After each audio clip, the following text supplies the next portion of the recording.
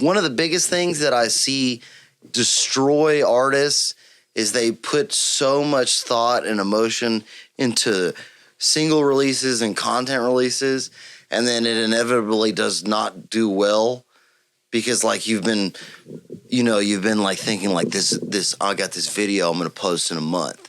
Like 2 months from now I'm going to post this video. It's going to blow up. And then it doesn't fucking blow up because you haven't posted anything. That like... You gotta feed that shit. Like, no, like even with music, the more you think about making it perfect, the worse you are. You like when you're a starting artist, you do not have the money or the time to make your masterpiece. Like, you're not Prince. Like, the record company is not giving you $1 million to go in the studio for 3 months and have access to everything, and have access to like they were with like. And Prince didn't start that way. Like Prince was, or Michael Jackson was able to do that because my favorite, one of my favorite like examples is go listen to the Only by the Night album by Kings of Leon, and then listen to their first album. It's night and day. It's night and day because in between their first album and Only by the Night, which is 3 albums and an EP, and they got signed and they were given access to months and millions of dollars at a time. As somebody who's old too, I'll give you the counterpoint that you fucking idiots are gonna make is, well, Kurt Cobain only released 1 album. Kurt Cobain's album sucked ass. No, they didn't suck. Here's what I'll say. You're not fucking Kurt Cobain. Yeah. No, there's only one. There's only one. Yeah, sorry. Like, because that's what they always say is, Kurt Cobain. Or the Beatles, and they're like, you're not the fucking Beatles. The Beatles were literally... The reason the Beatles were so popular is because they were the most innovative band at the time. Because were the most... The reason Jimi Hendrix. Hendrix. He was the first one to do it. But that's the argument I get against that is, well, I just need to make my masterpiece Jimi Hendrix release. I'm like, you're not fucking Jimi Hendrix. You're not Jimi Hendrix. Jimi Hendrix won lifetime like fucking there's talent. 7 billion people on this fucking planet. You're not Jimi Hendrix. Make your fucking Mud Creek Revival. Like, especially if you're like... Yeah, make your Mud Creek... Make your muddy Don't ass. be the Treaty Oak Revival. Yeah, I'm a loser, okay? I feel so insulted right now by you. I'm just saying. I didn't say that. I think y'all, dude, you're doing it. No, you're doing it. That's what I'm saying. Make your shit. Don't make somebody else's shit. You're doing that. I just use Treaty Oak Revival because they have the same last. You don't even have to, dude. Now, hey, shout out Treaty Oak. I will not turn down a revival tour, bro. That's all I'm saying. It's really just work for the most people. For people, hard work, hard gay porn, hard fucking work, and it's it's. I love troll. I mean, I hope that people don't stop because it's fun to troll them on the internet. Right here on the fucking Earlshreds podcast, me and Blake are gonna fucking do a DIY tour. We're gonna do a DIY tour. We're gonna document how we do it. And we're going to show you whether it fucking fails or whether it goes good. We've been talking about this for about We're going to do it. We're going to do it. We're going to go right here. You heard it first. Earlshreds podcast, exclusive. Me and Blake. Go follow JT and the Blacktops or Blake Brown Music. No, Mud Creek Revival. Oh, is it Mud Creek Revival? Mud Creek Revival. Okay. Dude, if you go into Mud Creek, and we're gonna document our entire fucking way, booking shows, how we do it, the one sheet we make. All the way down, all the way up into the tour. Follow us on TikTok. We're going to start it right now. We've been talking about this. We're going to do it. If you go into it with just the want to just get more fans, then you can't fail. Yeah. Well, if you go into it thinking you're going to be famous, then... No. We're going to do it just to show people how fucking much it takes and how little it pays off. We're going to do it.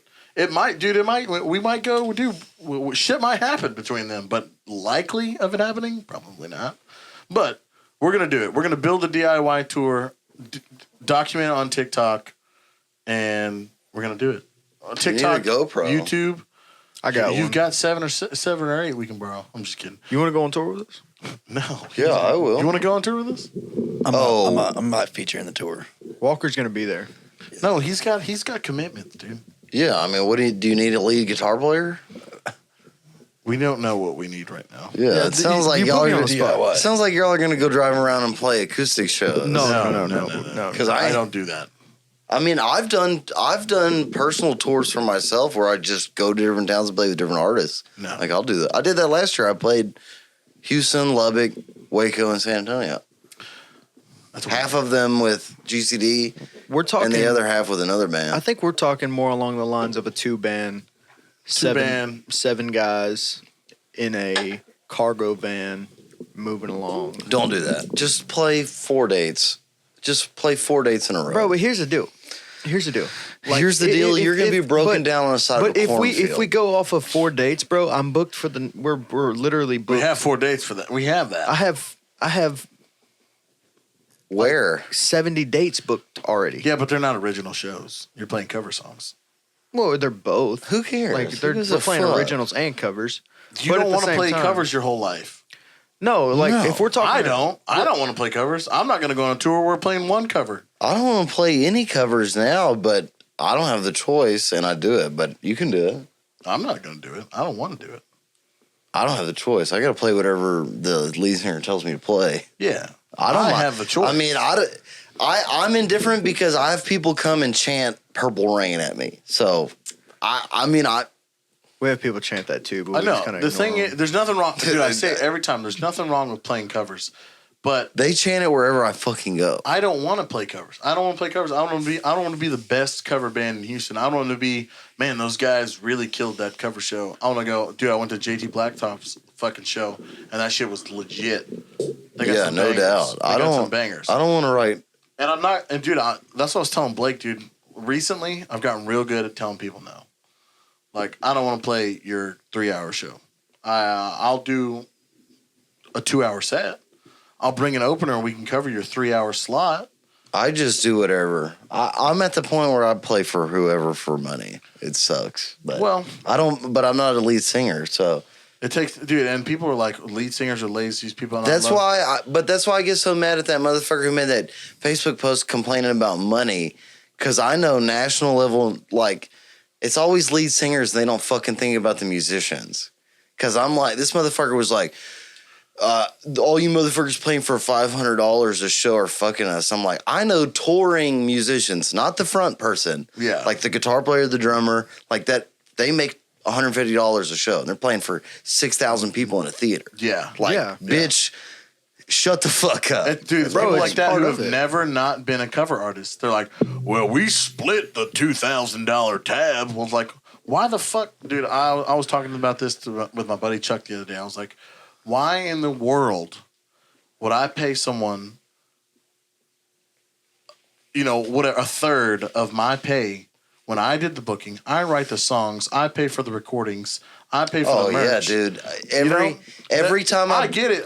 You have people, like, because in my band, everyone, if Pippin, my drummer, books a show, he gets his pay and 10% of the total show. Yeah, every time I play with a band and then one of the musicians complain about what the leader of the band is paying them, I'd be like, you should have booked the show. I don't know what to tell. Like, if you should have booked the show. Who booked it?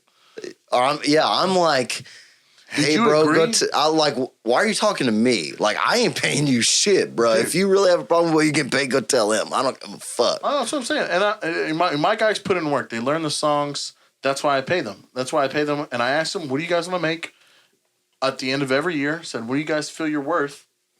And we have a conversation, and we agreed to a price, and I pay them that for the rest of the year.